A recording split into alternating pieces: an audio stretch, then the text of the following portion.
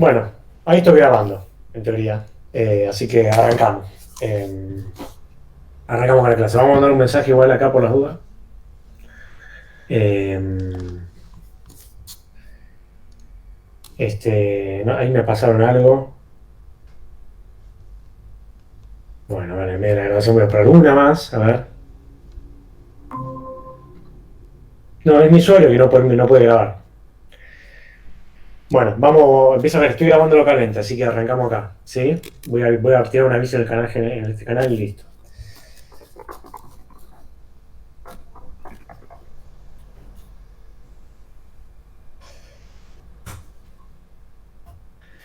Bueno, entonces vamos.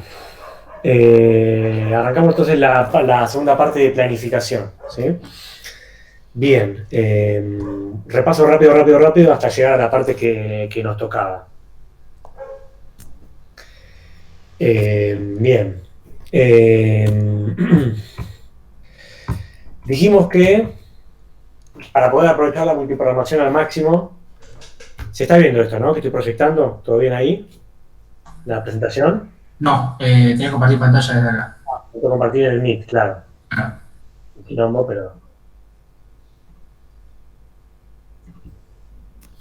Ahí va, ahora sí. Ahora sí se ve. Bueno, ¿se ve o no se ve? ¿Alguien que me diga? sí, se ve. Bien, gracias.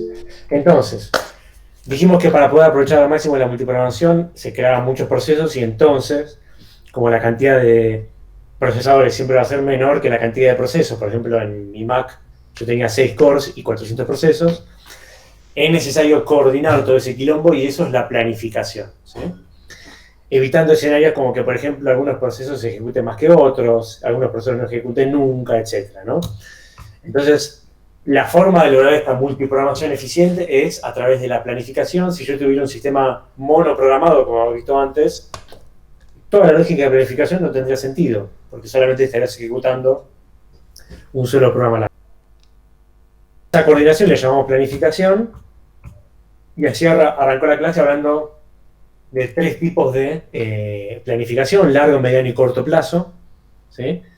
Y dijimos que la de largo plazo era una planificación en la cual los procesos, o sea, el sistema operativo definía cuándo los procesos ingresaban o no al sistema, ¿sí? A los estados new principalmente, y si un proceso entraba o no a la lista de los procesos que tienen que ser ejecutados. La de mediano plazo era aquella que también definía aquellos procesos que ingresaban o no a la lista de los que tenían que ejecutar, pero lidiaba más con cuestiones de suspensión de procesos, y la de corto plazo, más granularmente, de manera más específica, qué procesos ejecutaban en el procesador o no, pensando más que nada en ráfagas, ¿no? Esa clasificación se veía bien claro acá, ¿no? Las de largo plazo, el planificador de largo plazo lidia más con los estados de new y exit, mientras que el de mediano plazo lidia con lo de ready, suspend y bloque suspend, y el de corto plazo lo que pasa exclusivamente ahí adentro en el medio, ¿sí? Entre ready, running y bloqueados, ¿sí? Los de largo y mediano plazo definían de alguna manera qué tan cargado estaba el sistema a través de una métrica que a nivel académico llamamos nivel de multiprogramación. ¿Sí? Incrementar ese nivel de multiprogramación era lo que lo determinaba si teníamos un sistema más cargado, ¿sí? Y en los sistemas en los que hay un planificador de largo plazo y mediano plazo, si esos sistemas tuvieran un esquema en el cual se limitara la carga del sistema para que asegurar cierto tiempo de respuesta o cierta performance particular, entonces básicamente lo que harían estos sistemas a través de los planificadores de largo plazo y mediano plazo es limitar ese nivel de multiprogramación. ¿Sí? Entonces si lo limitan, por ejemplo, hasta 10 procesos, eso significaría que si tuviera 10 procesos en alguno de estos 3 estados, entonces, si se creara un nuevo proceso y el nivel de multiprogramación hubiera llegado a ese máximo, ese nuevo proceso quedaría acá. ¿Sí?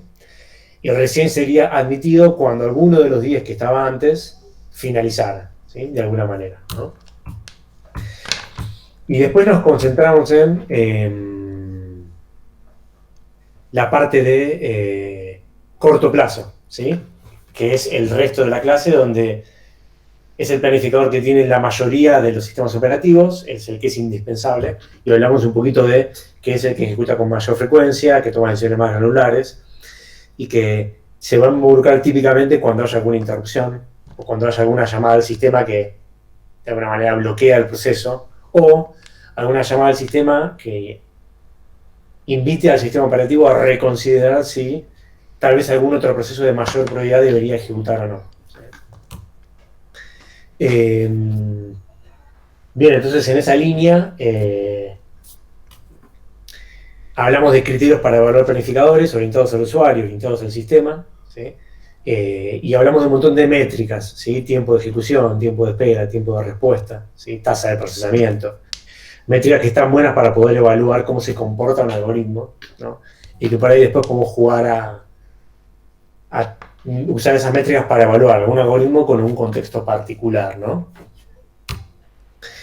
Acá, por ejemplo, habíamos visto un ejemplo en el cual, para un algoritmo X, que no importa cuál, teníamos 3 procesos que habían ejecutado de una manera, con un algoritmo, y habíamos calculado el tiempo de espera, ¿sí? Que era el tiempo que involucraba cuando los procesos ingresan al sistema hasta que empezaban a ejecutar, ¿no? En el caso del proceso A, tiempo de espera 0, porque había ingresado en el sistema 0, en el instante 0, y había empezado a ejecutar, ¿no? Y en este segundo ejemplo, el algoritmo era otro, no importa cuál, pero era otro, y en este caso el proceso A había estado esperando y recién había empezado a ejecutar acá, ¿no? Entonces tenía un tiempo de espera de 12 segundos, milisegundos, no importa. Entonces un poco el ejercicio era ver que 2 algoritmos distintos con los mismos procesos de golpe habían tenido resultados distintos, ¿no? Y podemos emitir un juicio de valor diciendo que midiendo el tiempo de espera, el proceso A se vio perjudicado con este algoritmo, mientras que con este no, por ejemplo, ¿no? Bien, y a partir de ahí arrancamos a ver algoritmos. Habíamos llegado a ver FIFO y SJF, ¿no, Fede? Exactamente. El SJF sin desalojo, es el mismo. Bien. Entonces, lo repasamos rapidito. Dijimos que esto es un diagrama de Gantt, ¿sí? Los procesos a lo largo del tiempo, cómo van ejecutando, cuándo usan la CPU y cuándo hacen algo con entrada-salida, por ejemplo. Y acá tenemos la tasa de ejecución de lo que los procesos van a ejecutar, ¿sí? El proceso 1 llega al instante 0 y va a querer ejecutar una serie de instrucciones que no nos importan cuáles son, pero que van a involucrar 4 unidades de tiempo.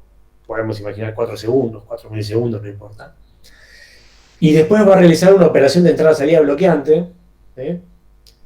Podríamos imaginarnos que es una escritura en un disco, quiere escribir un archivo, quiere leer un archivo, ¿no? Quiere enviar un mensaje por un socket, que va a tomar 2 segundos, ¿sí?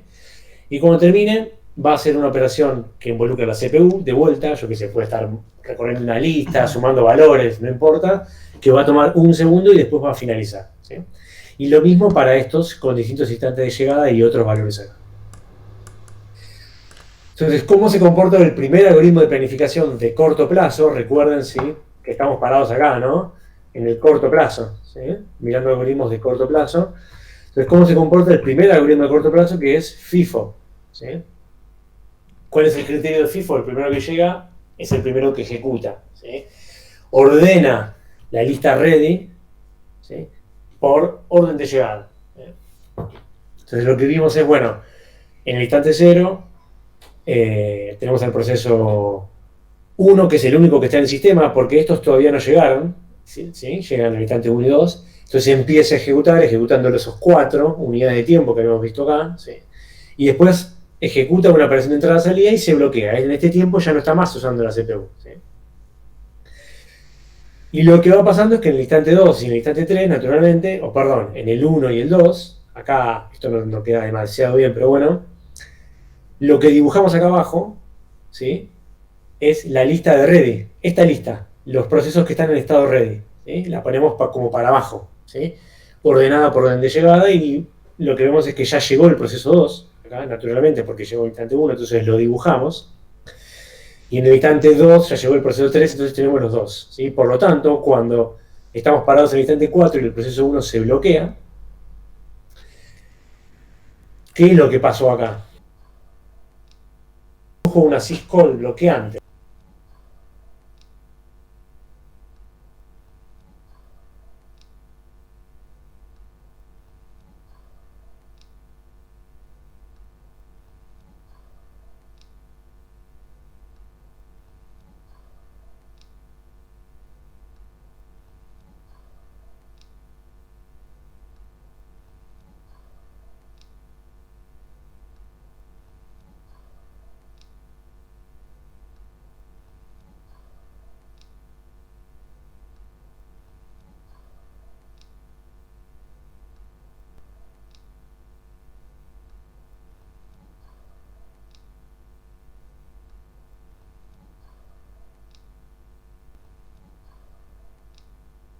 ¿Alguna duda? Esto yo ya lo había explicado, pero era medio tarde por ahí. Hay algo que no quedó claro de la mecánica, del algoritmo, de lo que sea. Yo estoy yendo medio a los pedos porque quiero hacer la segunda parte.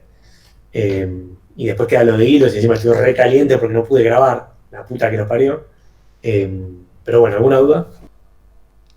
¿Nada? Recién preguntaron en el chat, que lo repito solamente para el resto, si hay algo que regule la cantidad de procesos que pueden estar en Ready.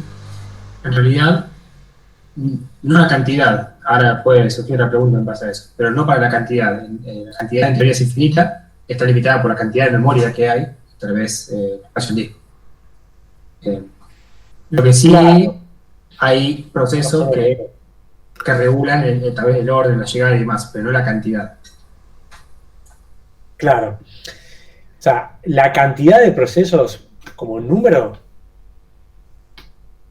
esa regulación en los sistemas en los que existe, o sea, puede existir una regulación por cantidad de procesos, sí. Si existiera, ¿quién resolvería esa lógica? Los planificadores de largo y mediano plazo. Esos son los que resolverían esa lógica. Hay algunos sistemas operativos que no tienen planificador de largo y mediano plazo. Por ejemplo, Linux, Mac, Windows. ¿Qué pasa en los sistemas en los que no tienen planificadores de largo y mediano plazo? No hay un límite por número. ¿Sí? O sea, ejecutá todo lo que puedas. ¿Sí? Vos ejecutás y el sistema operativo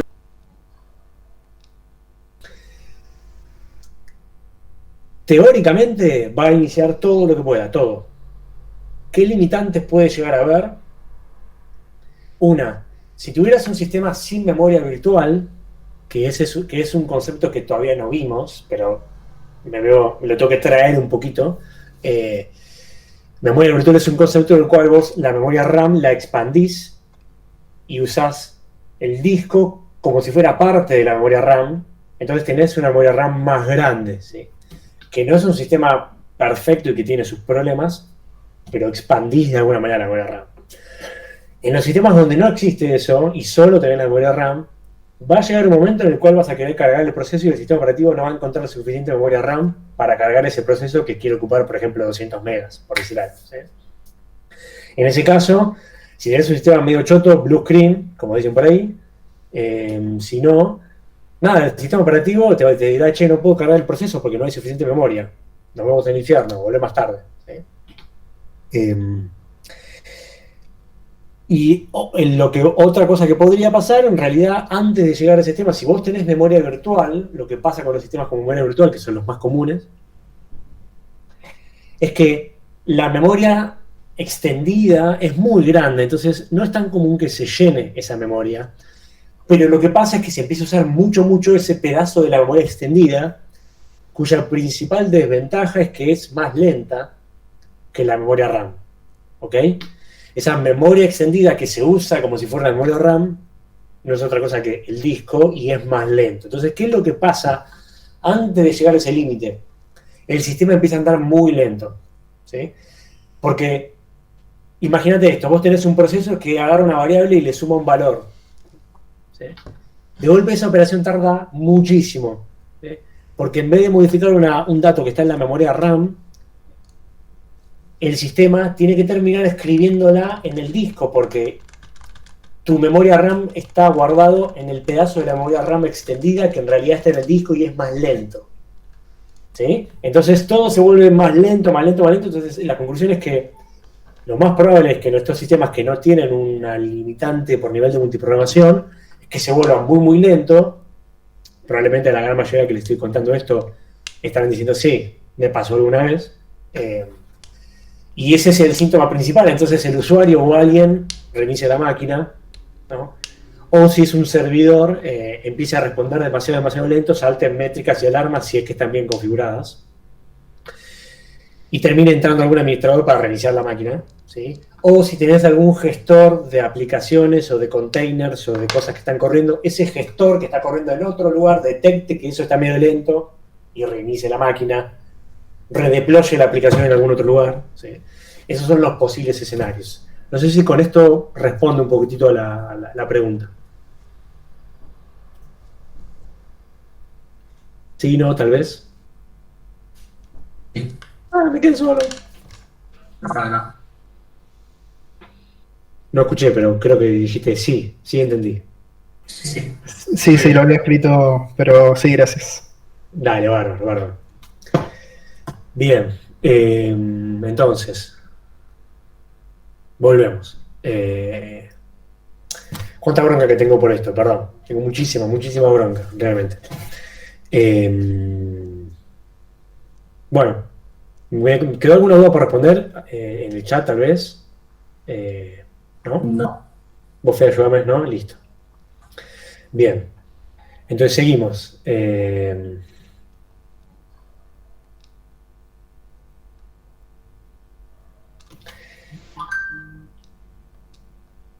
Hicimos todo el caminito, ejecutamos como campeones y fuimos felices. ¿Sí? Es la conclusión de este diagrama de Gantt con el algoritmo FIFO. ¿Sí? Siguiente algoritmo. SJF, Shortest Job First, en la variante sin desalojo, que después profundizaremos qué significa esta última parte. ¿Cuál es el criterio de este algoritmo? Dijimos la ráfaga más corta primero. Habíamos hablado de, ¿se acuerdan los conceptos de ráfaga de CPU y ráfaga de entrada-salida? ¿Sí? ¿Qué es una ráfaga de CPU? Esto, ¿sí? El proceso 1 tiene una ráfaga de 4 unidades de tiempo de CPU. El proceso 1 tiene una ráfaga de 2 unidades de tiempo de entrada-salida. ¿Sí? Entonces,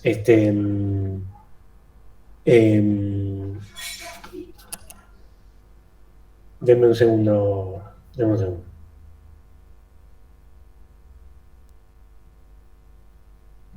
Seguimos.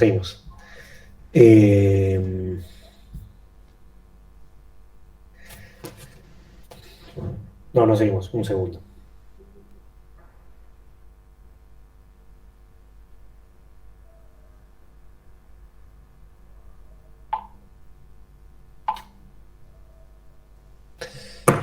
Bueno.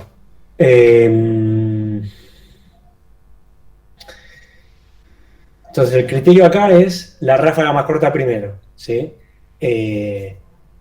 ¿Cómo era la cuestión? Arranca el proceso 1, como siempre, como es el primero que llegó y no hay nadie, no hay una decisión de planificación, ejecuta a las 4 hasta que se bloquea, eso no cambia. Y acá cambia la cuestión, ¿no? Habíamos dicho que en el instante 1 llegó el proceso 2, en el instante 2 llegó el proceso 3, y cuando llega el momento de hacer ese switch, el que ejecuta es el proceso 3, porque el proceso 3 tiene una ráfaga de 1 y el proceso 2 tiene una ráfaga de 2. O sea, este tiene una ráfaga más corta. ¿Sí? ¿Se ve el criterio?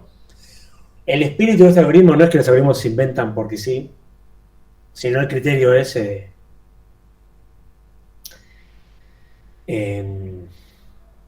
criterio del supermercado. ¿Vieron las colas cuando vas al supermercado y tenés la cola de los que tienen menos de 15 unidades y la cola de los que tienen más? ¿No? ¿Cuál es ese criterio? ¿Por qué está inventado eso? Uno dice, bueno, está bien, si yo tengo poco, paso rápido. Pero el verdadero criterio de fondo es, que está relacionado con eso, es que si vos fuiste a comprar un paquete de fideos y adelante tenés un tipo que tiene un changuito que tiene 28.000 productos, vos tenés que esperar un montón, ¿ok? Porque el tipo llegó adelante de tuyo, entonces tiene 28.000 productos para pasar. Pero no es solo eso, es un criterio de equidad, mejor dicho. ¿Por qué?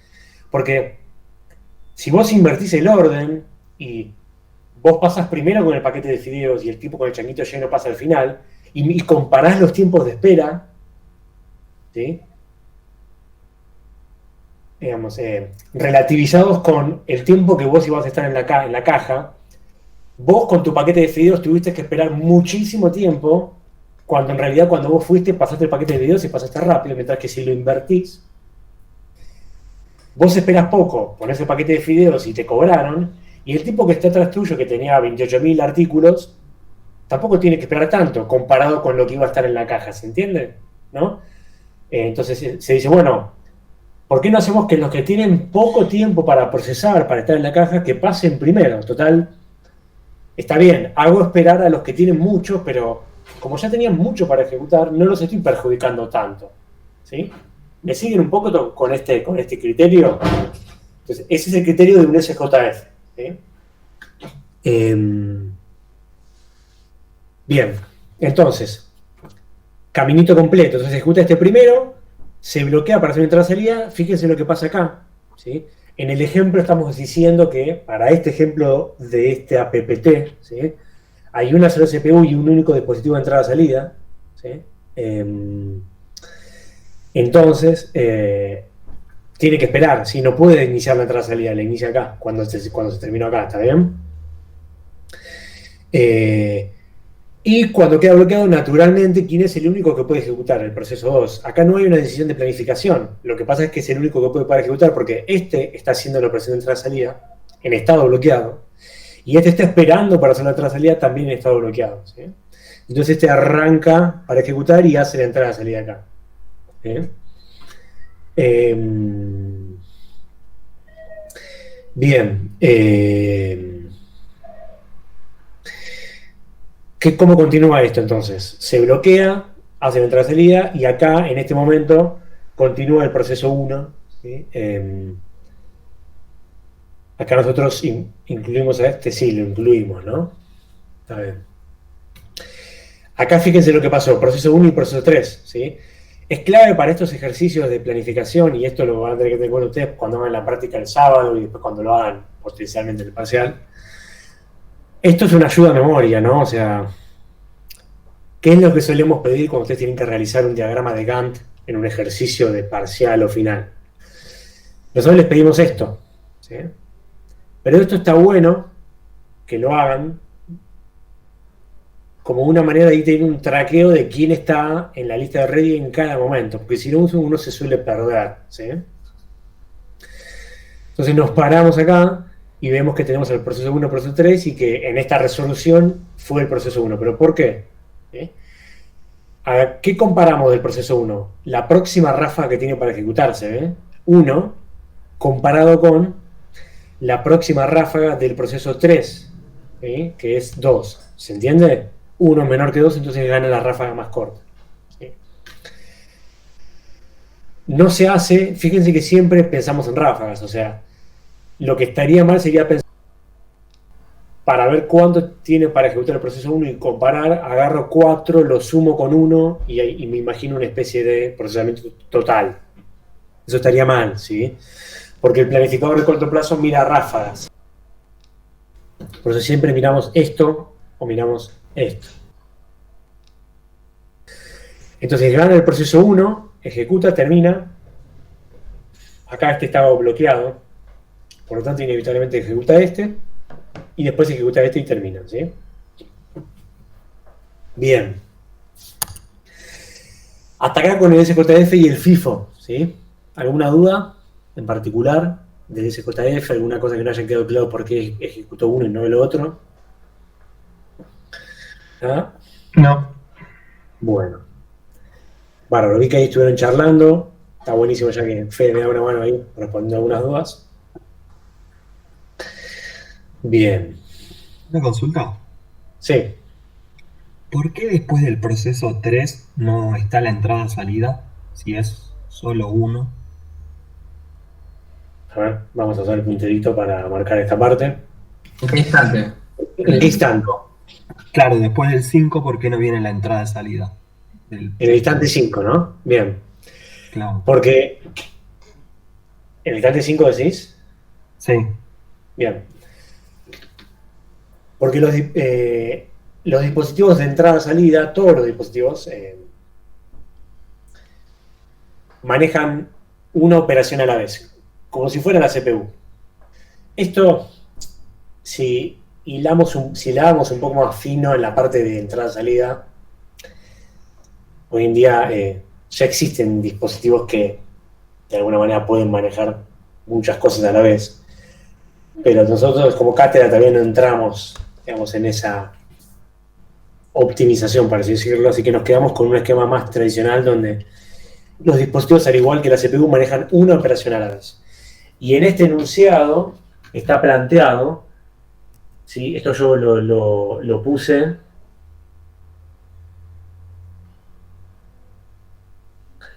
en las notas del anterior, pero aplica para todo, ¿no?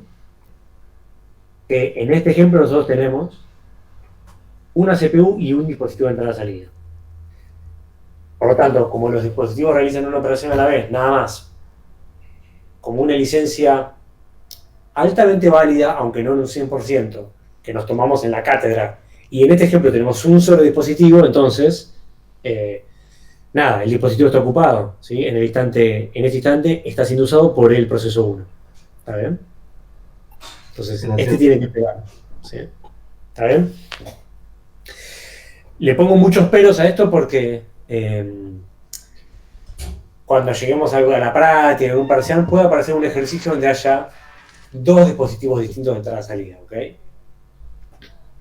Entonces ahí, si el proceso 1 usa un dispositivo y el proceso 2 usa otro, puede haber paralelismo en ese caso, ¿ok? Pero no es este ejemplo, ¿está bien? Una cosa que quiero agregar para acá es que si bien hay algoritmos para planificación de CPU, no hay, entre comillas, algoritmos para planificación de entrada-salida. Todo entrada-salida se hace por FIFO. O sea, el primero que llega lo usa y se van disparando de esa manera. Por ejemplo, no es que el proceso 3 usa entrada-salida porque usa menos cantidad de tiempo que el proceso 2, sino porque llegó antes. Eso como regla general para todos los algoritmos. La entrada-salida siempre por FIFO, lo que es planificación de CPU se hace por el algoritmo correspondiente. Claro, o sea, hago una agregación, digamos.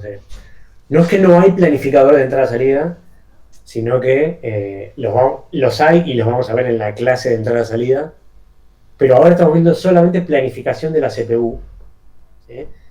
Y para la entrada-salida asumimos, como dice Fede, también un algoritmo FIFO, digamos. Y no, entonces, si yo digo SJF, estoy mirando exclusivamente las ráfagas de CPU, pensando en los procesos que quieren usar la CPU. No estoy de alguna manera ordenando lo que pasa con la entrada-salida. La entrada-salida, para estos ejemplos, va por orden de llegada siempre, ¿sí? Vamos a completar un poquitito. Bueno, bien. Seguimos entonces. Acá nos hemos quedado, ¿no? Bien. Fíjense este ejemplo para el algoritmo que acabamos de ver, el SJF. Tengo el proceso 1 que llega en el instante 0, ¿sí? Entonces empieza a ejecutar. Entonces dibujamos acá, ¿no? Tengo el proceso 2 que llega en el instante 1, ¿sí?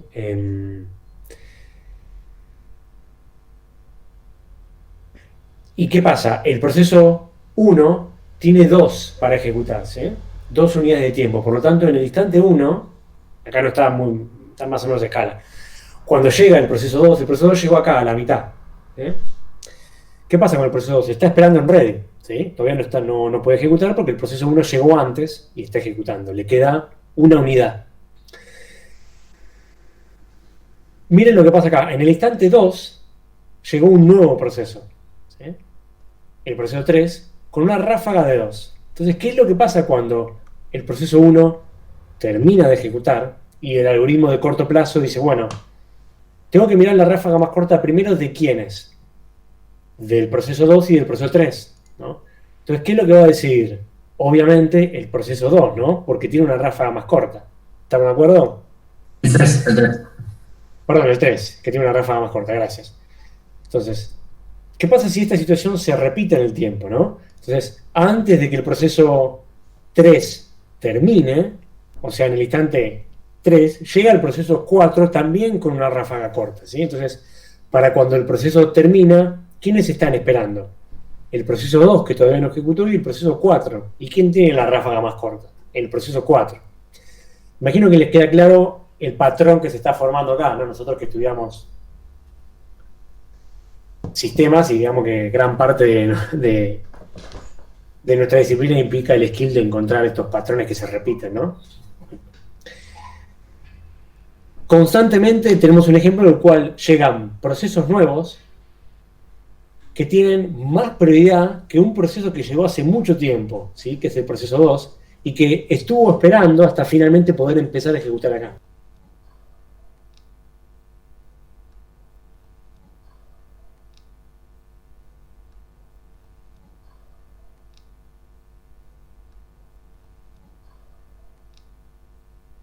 Porque esto graba en altísima calidad, qué porquería. Bueno, sigamos.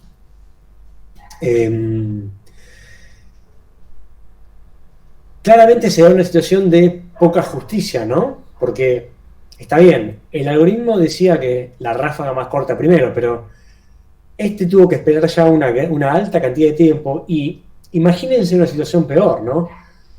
Estos procesos nuevos que llegaron podrían no ser los únicos, ¿no? Esto es un ejemplo que planteamos acá.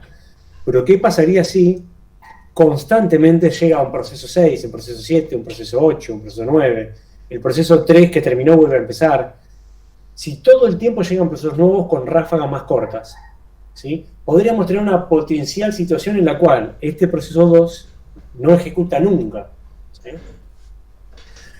Los que ya pasaron por este camino operatívico ya saben de lo que estoy hablando, pero vamos a, como corresponde, hacemos la pregunta, ¿no? ¿Está claro el problema planteado? O sea, situación de tal vez el proceso 2 no ejecuta nunca en su vida. ¿Eso queda claro? Que sí, entonces, Sí. ¿qué es lo que está pasando? Que a esta situación obviamente le damos un nombre, ¿sí?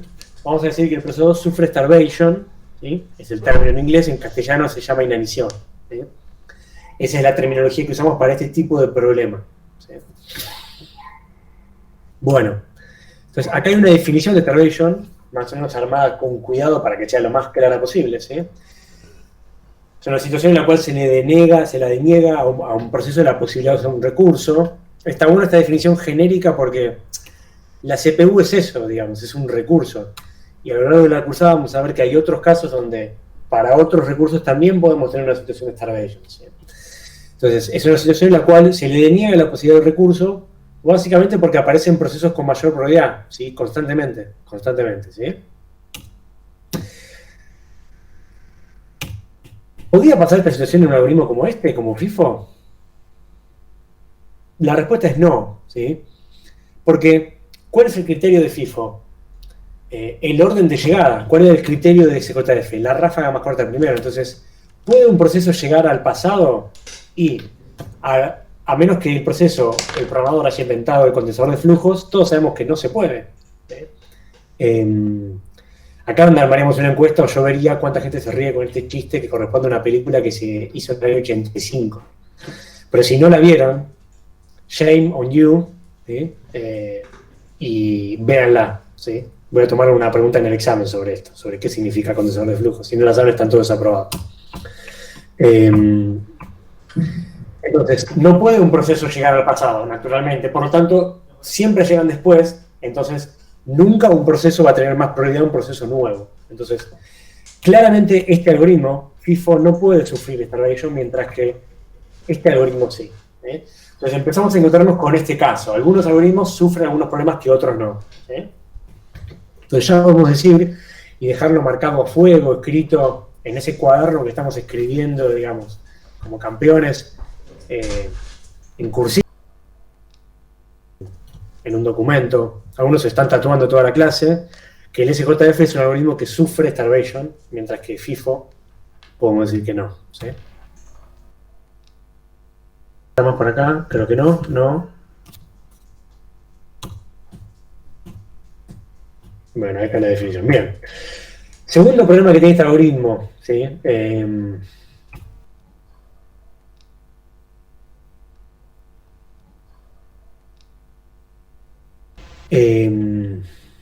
Un poco creo que algunos lo intuían cuando preguntaban, che, pero ¿qué significa esto?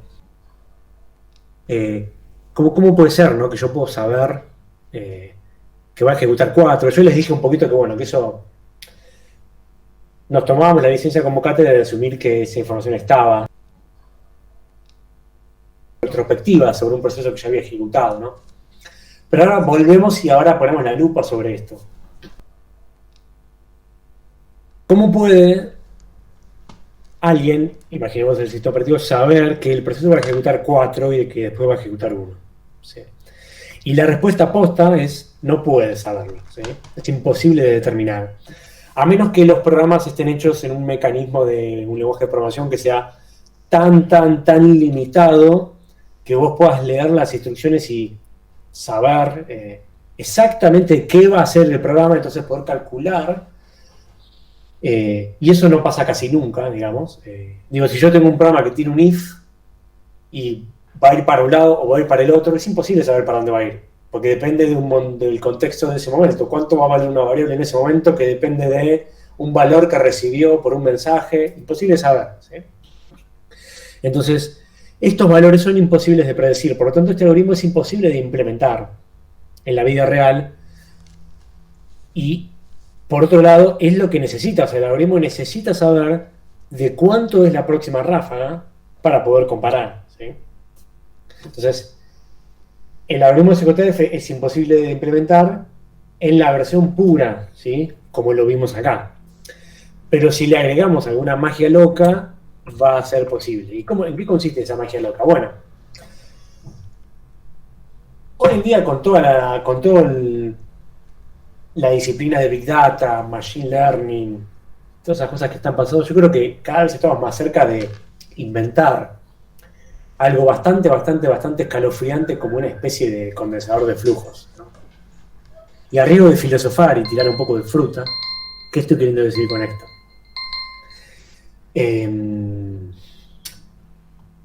¿Cuál es el único mecanismo que tenemos los seres humanos para poder intentar predecir el futuro? ¿Alguien sabe la respuesta? Conocer el pasado. Exactamente, es la única manera, ¿sí? Miramos el pasado y vemos qué pasó, cómo pasó, en qué contexto, y en base a eso tratamos de proyectar un escenario para futuro con la información que tenemos, ¿no? Ayer llovió, ¿qué decían los indios? Sí, mira, cada vez que llueve, el cielo no está celeste, digamos, está gris. Bueno, la próxima vez que veamos que está gris, vamos a intuir que es probable que llueva, ¿no?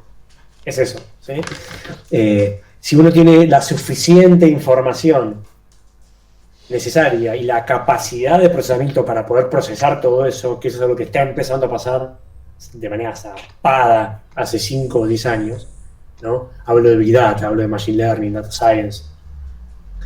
Es una locura lo que está pasando hoy en día. Después tengo un par de libros para recomendarles si les interesa ese tema.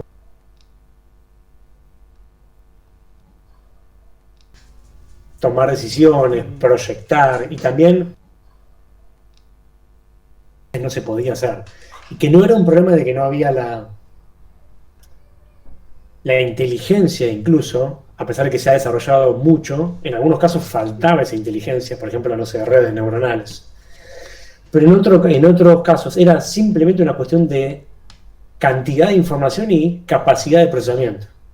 Que hoy en día se puede hacer algo que antes no se podía, que es, yo qué sé, en 2 minutos levantar un clúster de procesamiento que tiene 5.000 máquinas, digamos, y procesar una cantidad de información monumental, y casi poder resolver una situación futura por un algoritmo que por ahí hace fuerza bruta con cierta heurística, digamos, ¿no? Pero bueno, me fui un poco a la mierda, volvemos. Nada, si no podemos saber cómo es la ráfaga futura, ¿qué hacemos? La podemos intentar estimar, ¿sí? ¿Y cómo se estima? Con una fórmula que llamamos promedio exponencial, que no es otra cosa que mirar las ráfagas que ya ocurrieron, las ráfagas pasadas, ¿sí? Y hacer una cuenta para estimar la ráfaga futura, ¿sí? ¿Y cuál es la idea base? Bueno, lo que dijimos antes. Si el proceso viene comportándose de una manera, yo voy a asumir que va a seguir más o menos de la misma manera, ¿ok? Eso es la cuenta. Si el proceso va cambiando la forma de comportarse, entonces la estimación va a ir acomodándose para reflejar ese nuevo comportamiento. ¿Cómo es esta fórmula que la van a encontrar también en el libro, en el Stalins está, en el Cyberchat está? La estimación de la ráfaga próxima, la ráfaga n+1 que no conocemos, es igual a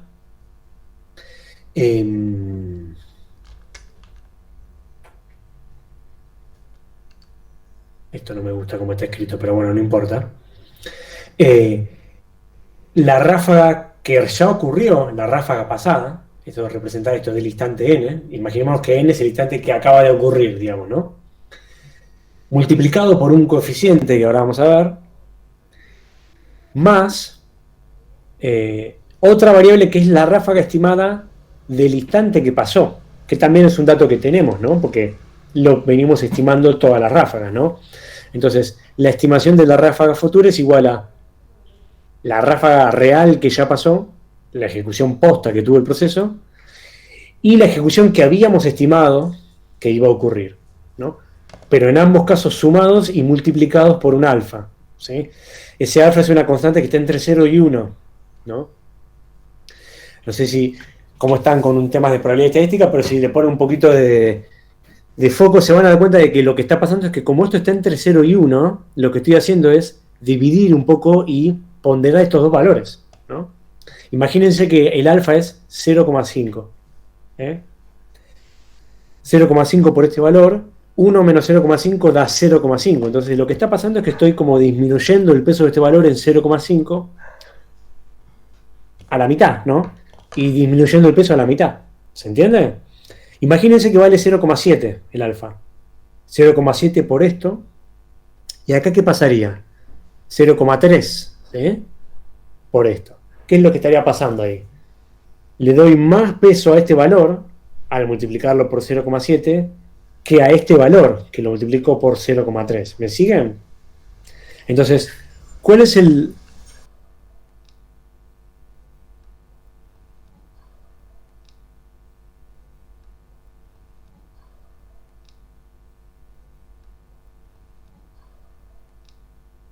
No es la gran cosa, pero si no queda claro, preguntan, no hay problema. Tenemos un gráfico muy bueno que lo robé a Dan Balabulek, profe de los viernes, que es este.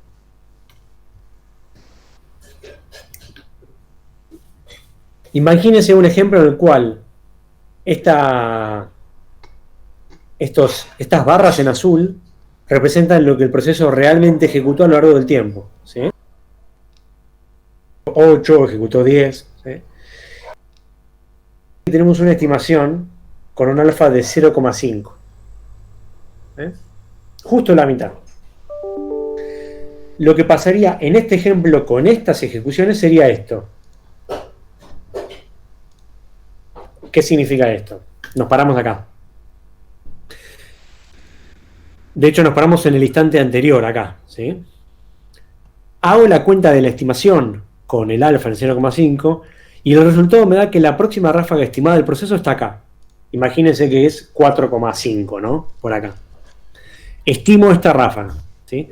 Pero después llega el momento en que el proceso finalmente decide ejecutar.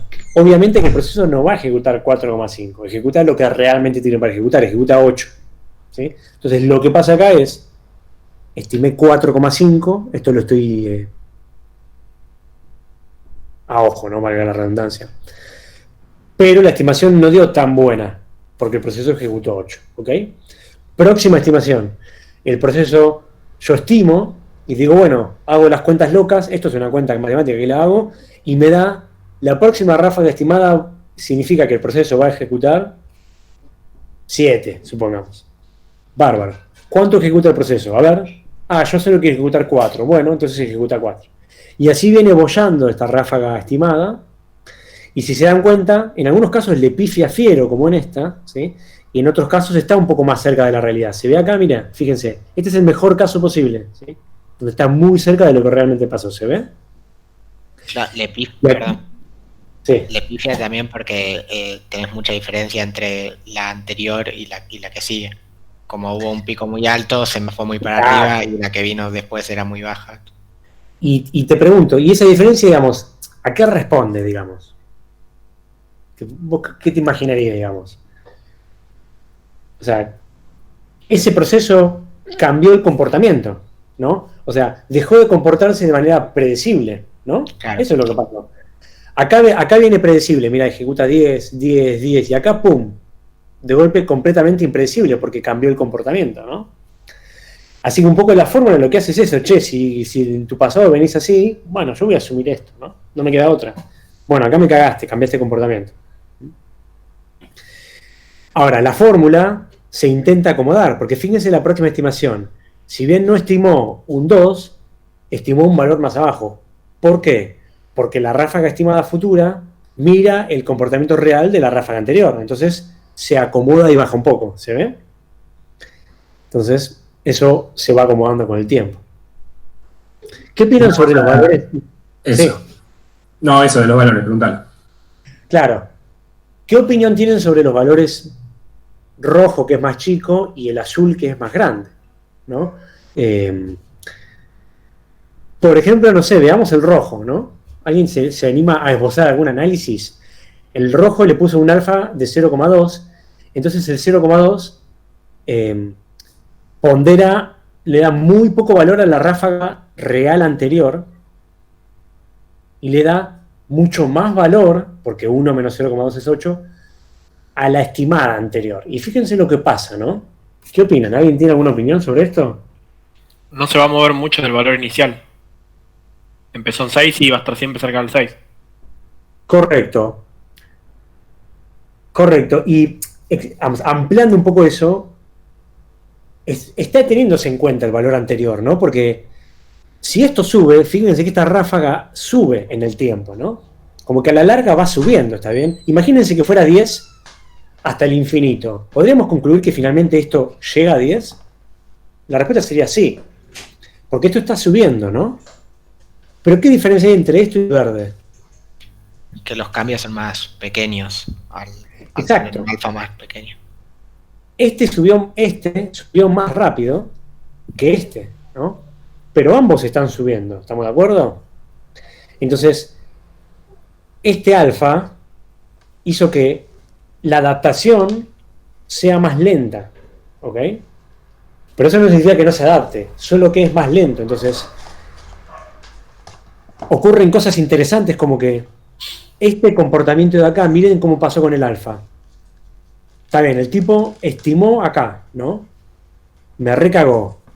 Pero la próxima, el proceso volvió a comportarse como venía comportándose antes, ¿no?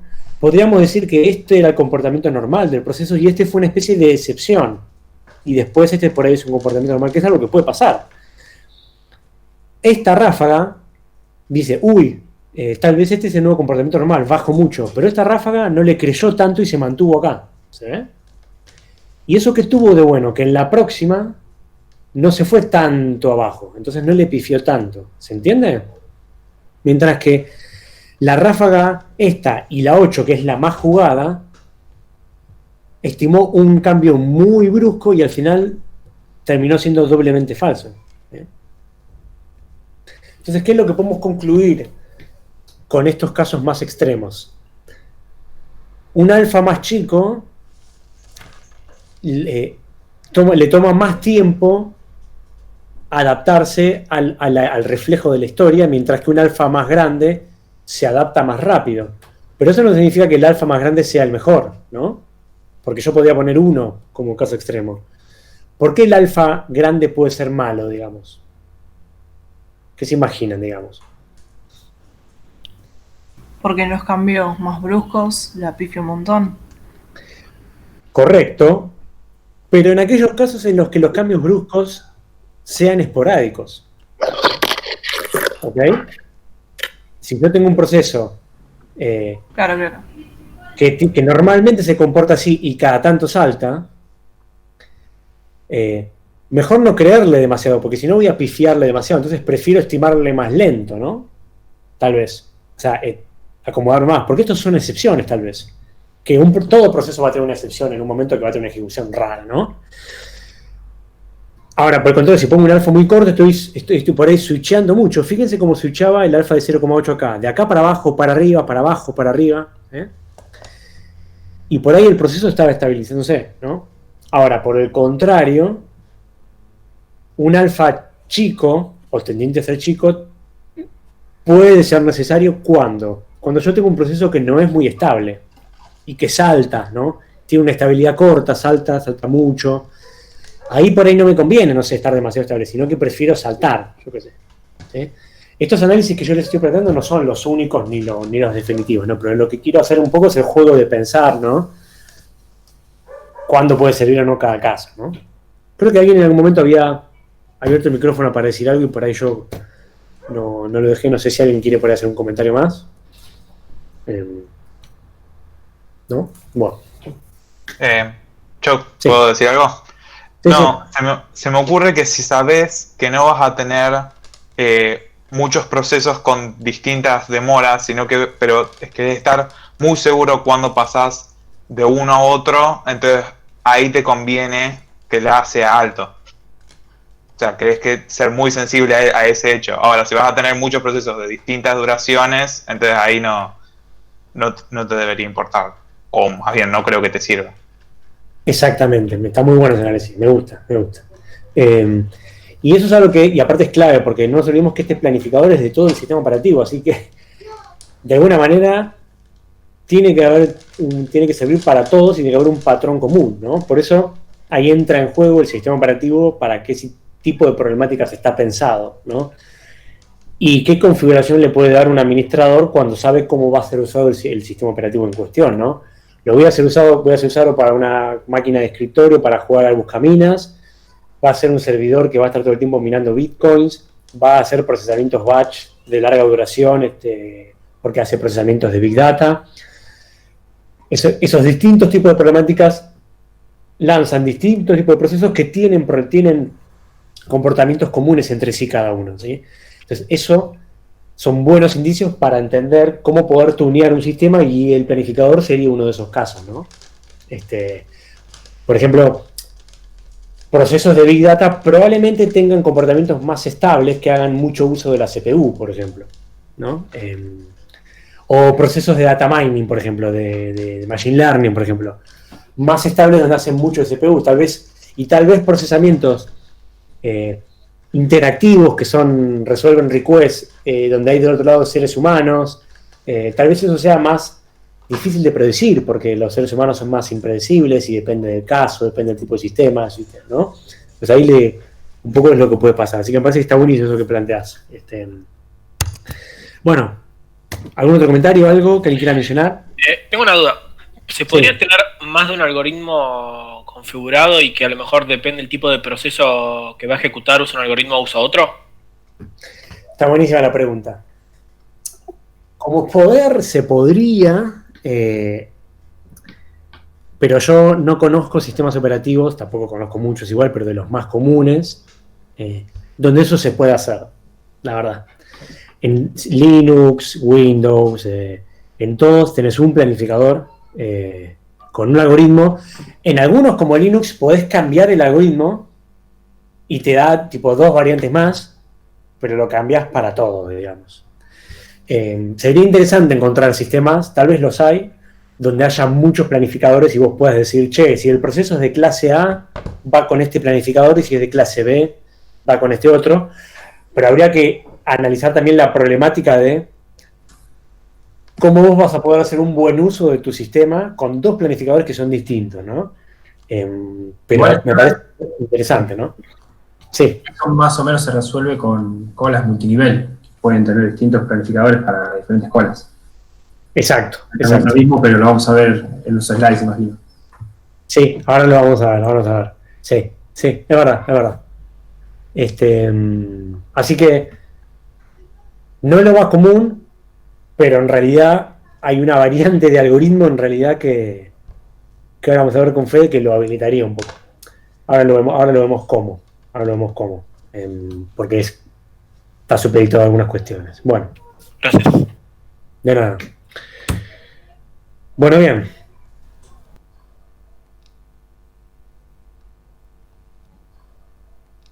Con desalojo. El mismo que vimos antes. La ráfaga más corta primero. Pero ahora entra a jugar el tema del desalojo, ¿no? ¿Y qué significa esto, no? Fíjense esta flecha que aparece acá está mal, acá no debería decir timeout, pero la flecha es válida, digamos. Es una flecha que antes no existía en la transición. Ok, no debería haber existido esta flecha acá. Ni acá, así que hay que mejorar eso. Pero ahora existe la flecha que antes no debería haber existido. ¿Cuál es la idea? Nos paramos acá. Si en el instante 1 llegaba el proceso 2, acá, claramente el proceso 2 tiene una ráfaga 2 que es más corta, ¿sí?, que 4, y si quisiera ser más equitativos, es más corta que lo que le queda al proceso 1 para ejecutar, que si nos paramos acá, al proceso 1 para ejecutar le quedan 3, ¿no? Sin embargo, en este algoritmo, como era la variante sin desalojo, yo medio que lo pasé por alto, pero ahora lo blanqueo, el proceso 2 no interrumpe al proceso 1, sino que va a la cola y espera que el proceso 1 salga. Por eso es que esto era la variante sin desalojo, ¿está bien?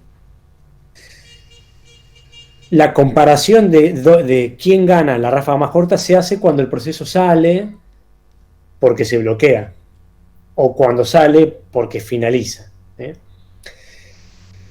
Así es en el SJF sin desalojo, pero acá le agregamos una condición más. Y esa tercera condición consiste en que si llega un proceso que tiene más prioridad que el que está ejecutando, lo puede expulsar, ¿sí?, del procesador.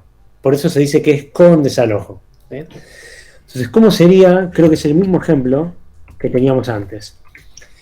Llega el proceso 0, no hay ninguna decisión para tomar, arranca y empieza a ejecutar como un campeón, y en el instante 1 llega el proceso 2 con 2. Entonces, ¿qué pasa acá? El planificador de corto plazo SJF con desalojo compara el proceso que está llegado con el que está ejecutando, compara las ráfagas. Entonces, ¿qué compara? Y esto es importante. La ráfaga del proceso nuevo con lo que le queda al proceso 1, o sea, contra 3. ¿Sí? Que acá no está dibujado justo. No está la comparación, pero... porque claro, no está porque acá está lo del pendiente. Exactamente. Claro. Pero bueno, 2 es menor que 3, que es lo que le queda para ejecutar. Por lo tanto, en esta variante, el planificador de corto plazo expulsa al proceso 1 y mete a ejecutar al proceso 2. ¿Se entiende hasta acá? Por eso es que esta es una variante con desalojo. Entonces el proceso 2 entra a ejecutar como un campeón y este, de running, pasó a ready, ¿sí?, porque no se bloqueó el proceso 1. Acá ocurre todo el switch, ¿se acuerdan que habíamos visto al final de la clase de procesos? ¿Sí? El mismo que ocurre en todo momento. Lo saca, agarra el contexto de ejecución, lo mete en el PCB del proceso 1, ¿sí?, etc. ¿Se entiende hasta acá? Después es más o menos la misma mecánica, pero considerando este nuevo caso excepcional, ¿no? Ejecuta este 2, hace una entrada, salida y se bloquea. En el instante 3 tenemos al proceso 3, que ya llegó, pero también al proceso 1, que ya estaba desde antes, ¿no? Y cuidado, porque ¿cómo los ordenamos? Bueno, la ráfaga más corta primero de los que están en ready, ¿no? Y al proceso 3 tiene 1 para ejecutar, mientras que el proceso 1 tiene 3. Por lo tanto, el 3 le gana. ¿Está claro? Comparamos las ráfagas, ¿sí? Acá hay que tener cuidado porque tenemos que comparar el remanente. No ponemos 4 acá en la comparación, ponemos 3. ¿Está bien? Acá hay algo, Esteban, que quiero agregar, que es lo que sucede Dale. en el instante 2. En el instante 2 llega el proceso 3 también, que tiene una unidad de tiempo de uso de CPU. Y al proceso 2 también le queda una unidad de tiempo de CPU. Pero no se expulsa al proceso 2. Se permite al proceso 2 que termine de ejecutar porque la cantidad de tiempo entre el remanente del 2 y la ráfaga del 3 es la misma. Por cuestiones de eficiencia se deja ejecutar el proceso 2. Si el proceso 2 hubiese ocupado más tiempo, se hubiera sido expulsado como lo fue el proceso 1 en su momento. Bueno, Una bárbaro. pregunta. Sí. En estos casos igual es caso hipotético.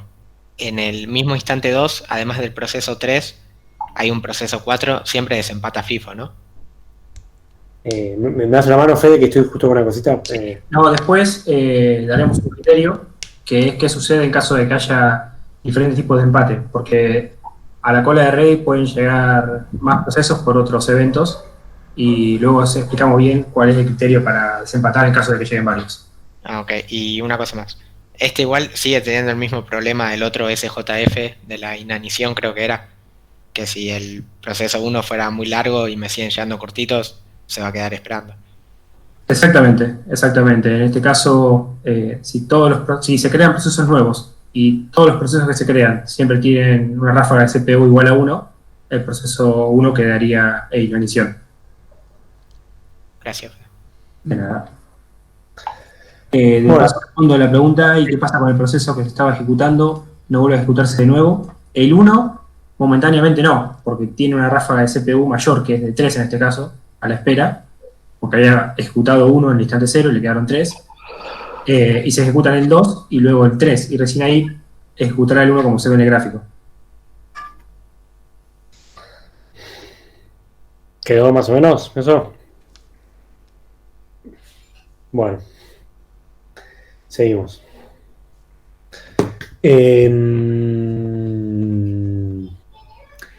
Entonces, ejecuta este acá, que tiene una ráfaga más corta, se bloquea para entrar a salida que no la puede empezar a ejecutar porque está ocupada, la inicia más tarde. ¿Sí? Y en este instante, el proceso 3 pasó a estar bloqueado, el proceso 2 sigue bloqueado, por tanto acá no hay nada para decidir, arranca el proceso 1 y ejecuta las 3 que le faltan. Acá hay un corte, pero es un tema de dibujo nada más, y después hasta que se bloquea, ¿no? Después, bueno, podemos hacer el caminito, pero más o menos creo que la idea quedó, incluso creo que nadie más va a estar esperando, así que va a ser más o menos lo mismo. ¿Estamos hasta acá con esto? ¿Alguna otra duda? Hay una pregunta de Víctor Esteban, que creo que cuando haces la estimación con el remanente, ¿se lo restás al estimado o al real y volvés a calcular la estimación? Es decir, cuando desalojás, ¿qué haces? ¿Recalcular la estimación o no? Bien, está buenísimo. Lo haces con el remanente, o sea,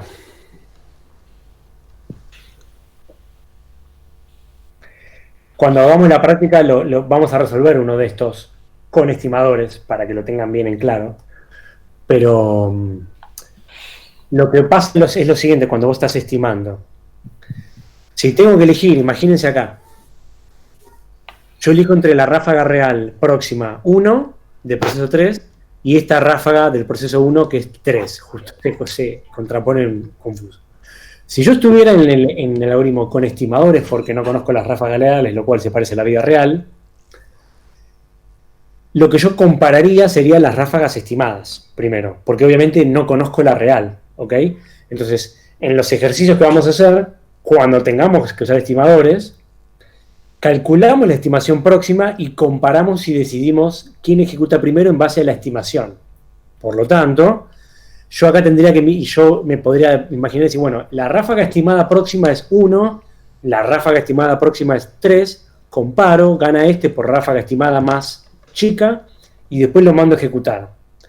Y con una salvedad muy importante, cuando finalmente va a ejecutar, no ejecuta la ráfaga estimada, sino que ejecuta la real, ¿sí? Pero esa sería la mecánica. Entonces ahí hay que tener cuidado cuando uno va anotando y haciendo el ejercicio para decir, calculo la estimada, la pongo en un lugar, decido en base a la estimada quién ejecuta primero, pero después mando a ejecutarle la ráfaga real. Normalmente en los ejercicios ponemos una columna más acá para que ustedes escriban la ráfaga estimada y les sea más fácil verlo acá. Respondes un poco la... y después, si creo que preguntaste sobre el remanente, o sea, si yo había estimado, imagínate, un valor, lo corté a la mitad, cuando tenés que volver a decidir si le toca ejecutar o no, lo que haces es el remanente de la estimada. O sea, si vos estimaste 28 y el tipo ejecutó 1, 28 menos 1, 27, puse un valor grande para exagerar, ¿no? Entonces comparás con ese 27 estimado, ¿se entiende? Vos seguís sin saber la ráfaga real total, digamos. Entonces, seguís imaginando que iba a ejecutar el estimado y le restás lo que ya ejecutó. ¿Responde la pregunta a eso? ¿O no? ¿O no? Sí, dijo que sí. Y Vale, básicamente vale. no recalculás una nueva ráfaga para lo siguiente, sino que usás. Correcto, Bueno. correcto.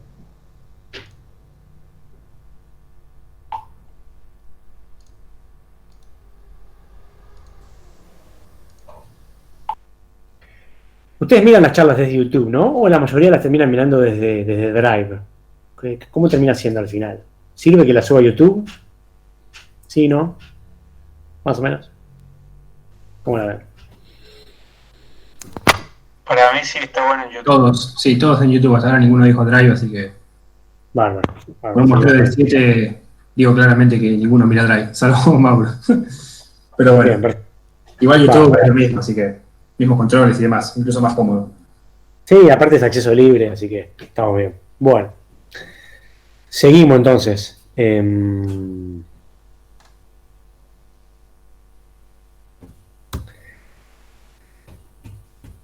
entonces vimos en ese contexto con desalojo. Otro algoritmo, ¿sí? Round robin. Con un quantum igual a 3. ¿Cuál es el criterio del algoritmo RR, también conocido como round robin? Es un algoritmo que pretende ser equitativo en términos de el tiempo de uso de la CPU. Entonces, limita por tiempo máximo cuánto va a poder usar cada proceso hasta que sea interrumpido de alguna manera, ¿no? Limita las ráfagas de CPU de cada proceso y el cuánto justamente es este número que viene acá, ¿no? Por ejemplo, hasta 3 segundos o hasta 3 milisegundos por ráfaga máximo, ¿sí? Entonces, es un algoritmo que limita y que ordena los procesos por orden de llegada. Entonces, es un FIFO que ordena los procesos por orden de llegada, pero limita cuánto tiempo van a ejecutar. ¿Está bien? Entonces, vamos con el ejercicio. Llega el proceso este que tiene una ráfaga de 4 para ejecutar y ejecuta como un campeón. Tenemos ron con quantum igual a 3. ¿Sí? Al principio ejecuta porque no hay nadie, es un tipo feliz. Pero el instante 1 y 2 llegaron el proceso 2 y el proceso 3, así que acá ya los tenemos en ready. Entonces, ¿qué es lo que pasa?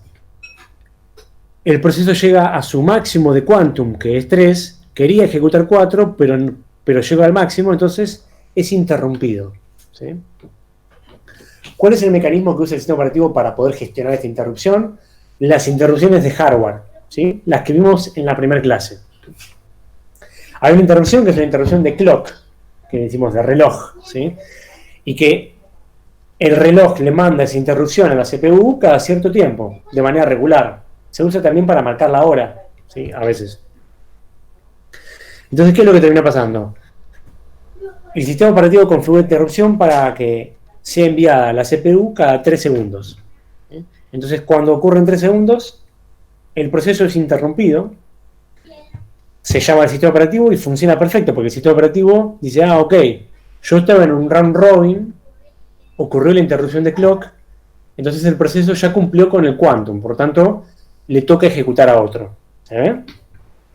Entonces corta, se produce un timeout, vuelve a quedar en running, porque el proceso le quedaba por ejecutar, y entonces arranca el siguiente, que estaba en ready, que es este. También con un máximo de 3. ¿Sí? Corta y después continúa este. ¿Se ve? Entonces se va produciendo un poco un FIFO, pero cortando con máximo. Fíjense lo que pasa acá. Ejecuta 3. Corta, pero en realidad también quiere hacer una entrada-salida justo, porque quería hacer 3 y quería hacer una entrada-salida 2. Entonces, cuando pasa esto, se inicia la entrada-salida. El sistema operativo switchea. Tenemos en ready el proceso 1 y proceso 2, entonces ejecuta el proceso 1. Y miren lo que pasa acá. El sistema operativo le da un quantum de 3, no sabe lo que van a ejecutar, pero el proceso este solo le quedaba 1 de los 4. ¿Se ve? Entonces, ¿qué hace? Ejecuta ese 1 y listo. Corta y cuando puede hace su entrada-salida. ¿Ok? Entonces, una nota importante acá es, ¿qué pasa con eso, con ese quantum que le sobró al proceso 1 que no aprovechó? En este algoritmo, en el round robin común, que es el que estamos viendo ahora, ese restante se descarta, el proceso 1 lo pierde, ¿sí? Y cuando vuelva a tener una ráfaga, empieza de vuelta. O sea, acá, cuando el proceso 1 vuelva a ejecutar, tiene de vuelta una ráfaga máxima de 3. ¿Estamos bien hasta acá con esto que dije? Bueno. Consulta. Entonces no tiene que estar estimando. Correcto, no tiene que estar estimando porque no toma decisiones en base a cómo va a ser la ráfaga, solamente las limita por tiempo, ¿sí? Y se puede decir que es más performante del lado de que no está haciendo esos cálculos para estimar, no del lado de cómo planifique, ¿no? Sino de que no hace los cálculos.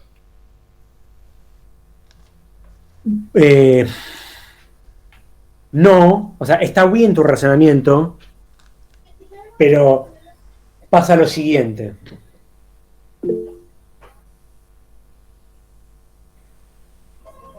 Esto es un tema de cómo se suelen usar, o sea, está bien el razonamiento de estoy haciendo las estimaciones para cada proceso que llega a ready, estimo su próxima ráfaga.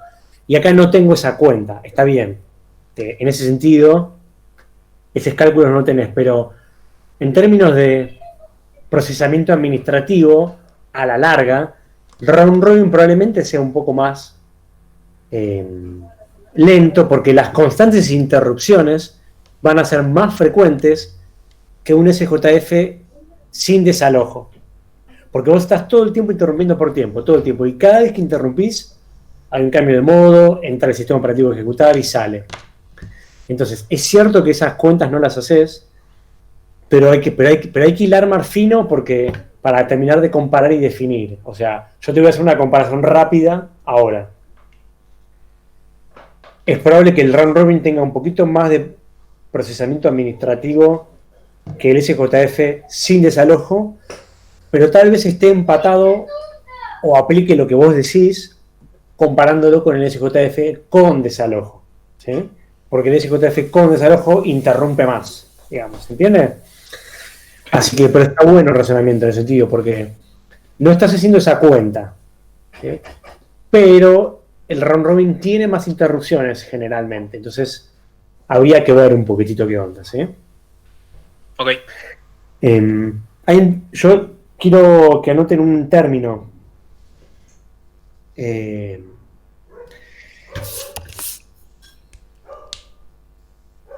Porque yo vengo evitándolo, pero ya me cansé de esta falsa, digamos.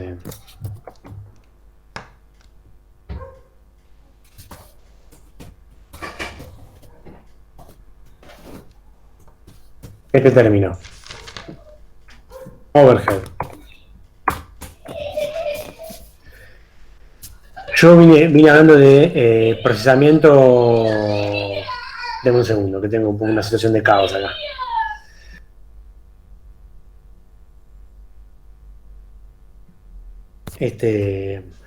Lo peor es que ahora muteé, pero como estoy grabando localmente, esto va a salir, pero bueno, se va a caer.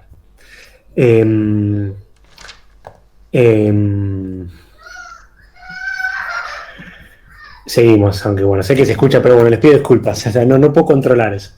No hay problema, no hay problema. Encima me saca de acá. Entonces, cuando yo digo procesamiento administrativo, el término que usamos normalmente es overhead. Quiero que se lo anoten, ¿sí? Es un término que usamos para hablar de cuando hay procesamiento de parte del sistema operativo en grandes cantidades, ¿sí? Hay un término, digamos, una cuestión previa que es cada vez que el sistema operativo tiene que hacer algo, tiene que poder ejecutar. Entonces habíamos concluido de que tiene que usar la CPU y obviamente mientras usa la CPU ningún proceso puede ejecutar en esa CPU, ¿ok? Entonces naturalmente, ¿cuál es el dilema acá? Si el sistema operativo pasa mucho tiempo administrando, termina siendo terriblemente contraproducente porque es menos el tiempo que tienen los procesos para hacer procesamiento útil, ¿ok? Por lo tanto, es muy importante cuidar este overhead, ¿no? Este sobreprocesamiento administrativo del sistema operativo, que esa sería la definición, porque si es muy grande, finalmente el sistema termina siendo poco útil, digamos, ¿ok? Entonces, un planificador que interrumpe mucho y que hace muchas cuentas, empieza a correr un poco este riesgo, ¿no? De tener mucho overhead, ¿ok? Así que presento este término formalmente para que lo tengan anotado por algún lugar y después volveremos sobre esto, ¿sí? Bien. FIFO prácticamente no tiene, ¿no? Porque, Correcto. o sea, como llega lo mando, no hay nada que calcular. FIFO tiene el mínimo, digamos, de alguna manera administrativa. Sí. A medida que vamos viendo, cada vez tienen un poco más, digamos, ¿no? Bien. Pregunta, eso de overhead, querría decir que es más el tiempo que estoy tardando en calcular lo que tiene que hacer el operativo que lo que el operativo tiene que hacer. Que no lo que... necesariamente que es más Dale, tiempo. sí. Sí, perdón, no necesariamente que es más tiempo, sino que se insume demasiado tiempo en tareas más administrativas que en procesamiento en sí.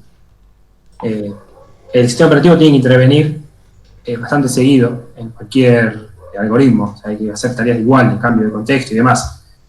El overhead surge cuando esas tareas administrativas pasan a ser importantes en términos de tiempo y terminan afectando la performance en general. No necesariamente que ocupan más tiempo que el procesamiento de procesos en sí, pero sí que tiene un efecto que se puede notar en el, digamos, en el flujo normal del uso del sistema. ¿Dejarían de ser transparentes o poco observables? Exacto. En resumen, los usuarios comenzarían a sentir más el impacto de este uso. Básicamente, un procesamiento lento implica que todo el sistema funcione más lento. Uno como usuario verá que hay demoras, de que los resultados no llegan en tiempo esperado y demás. Algunos de los parámetros que habíamos mencionado, como tiempo de respuesta, tiempo de espera y demás, comienzan a aumentar su valor y se vuelven relevantes para él o los usuarios del sistema. Igual overhead es un término que se usa en otros aspectos, vamos a ver más adelante, y siempre refiere a lo mismo. Mucho procesamiento en tareas administrativas, digamos, del sistema operativo que afecta a la performance en general.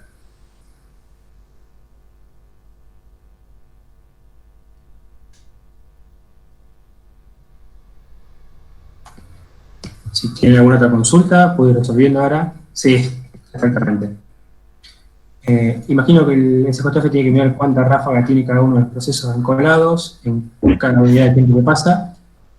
No exactamente en cada unidad de tiempo. Esto lo calcula una vez y lo deja.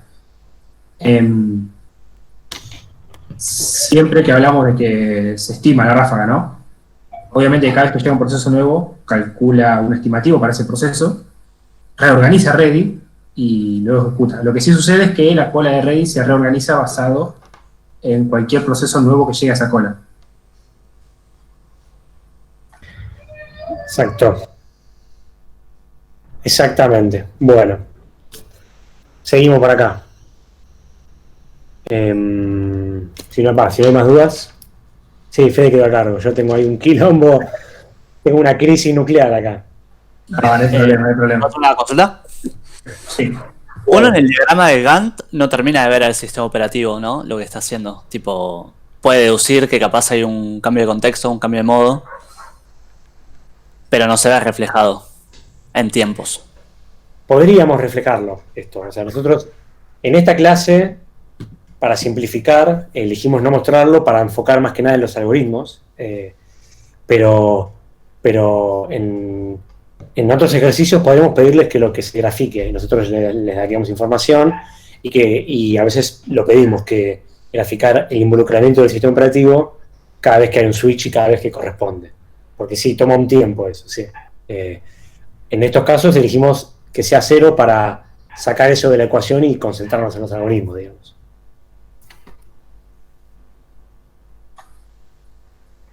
Exacto. Esto lo vamos a ver el sábado, imagino, en la clase práctica. Probablemente haya un que otro ejercicio en el que decimos el procesamiento del sistema operativo para un context switch es de 1, 2 o n unidades de tiempo. Generalmente si lo agregamos de una unidad de tiempo y hay que reflejarlo en el Gantt para que se vea cómo quedaría justamente con estos cambios.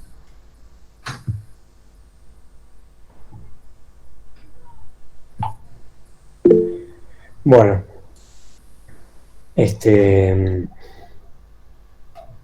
Bien.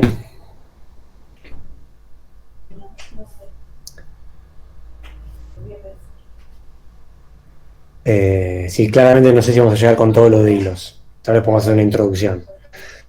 Bueno.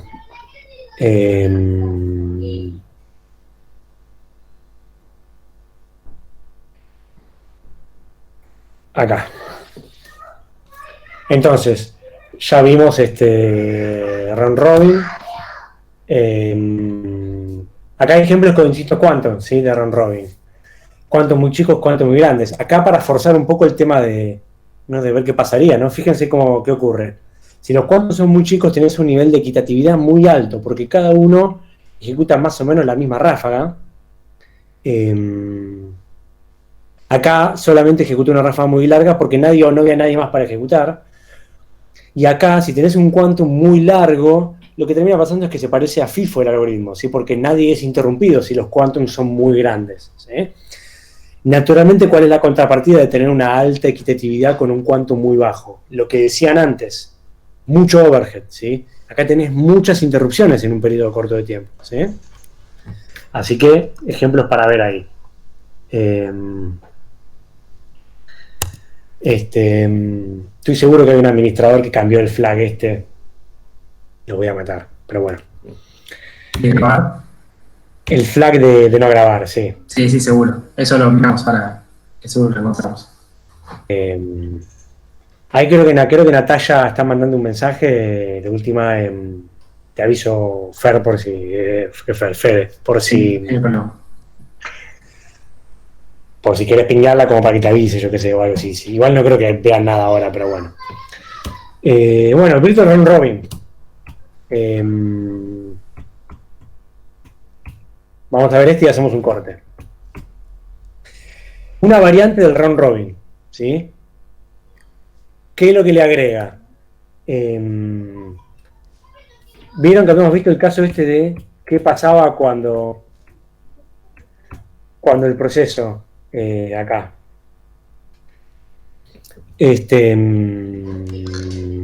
¿Dónde estábamos? Cuando el proceso volvía a ejecutar, acá, volvía a ejecutar y yo les había dicho que la ráfaga se reseteaba y arrancaba de vuelta en el round robin común, ¿no? ¿Por qué tenía sentido pensar en que se reseteaba? Porque acá no había ejecutado la ráfaga completa, ejecutó menos del máximo, ¿no? Así es en el round robin común, pero el virtual round robin cambia esa lógica y lo que le agrega es ejecutar de alguna manera ese remanente que le quedó, ¿sí? Entonces el criterio, acá no está graficado con el ejemplo, pero después lo vamos a ver en la práctica. Lo que termina pasando es lo siguiente: el esquema de estados cambia de los procesos. Entonces tenés el esquema de listos, el ready común, la CPU, pero hay una nueva lista de listos que es el que le llamamos lista auxiliar, pero podría ser lista de listos 2, no importa. Hay dos listas de procesos listos y esta tiene más prioridad que esta, ¿sí? La auxiliar tiene más prioridad. Entonces, ¿cómo es el esquema? Viene un proceso, ejecuta hasta que lo corta por interrupción de reloj. Si el tipo llegó a usar todo el quantum completo, supongamos que era 3 y quería ejecutar 4, 5 o 3 incluso, y entonces lo corta, el proceso vuelve a la lista normal, como siempre, como en el round robin común, para tener una nueva ráfaga de 3 como siempre. Pero si está en la CPU y el proceso se bloquea y no llegó a ejecutar la ráfaga máxima, o sea que tenía 3 y ejecutó 2, ejecutó 1 y se bloqueó, ahí lo que pasa es que al desbloquearse va a la lista especial, ¿sí? ¿Y cuál es la diferencia con esta lista especial? Si hay procesos en esta lista y hay procesos en esta lista, el sistema operativo va a privilegiar a estos. Por eso decimos que esta tiene más prioridad hasta que se vacíe, ¿sí? ¿Y cuál es el segundo agregado? El quantum de los procesos que están en esta lista auxiliar no es el quantum de siempre, por ejemplo 3, sino que es un quantum modificado, ¿sí? ¿Y cómo se calcula ese quantum modificado? Es el quantum total menos lo que llegaron a estar en la CPU, ¿ok? El remanente. Por lo tanto, si un proceso tenía 1 para ejecutar y ejecutó con un quantum máximo de 3, pero ejecutó solo 1, cuando pase y vuelva acá, tiene prioridad, pero con un quantum de 2, porque es el remanente. ¿Está bien?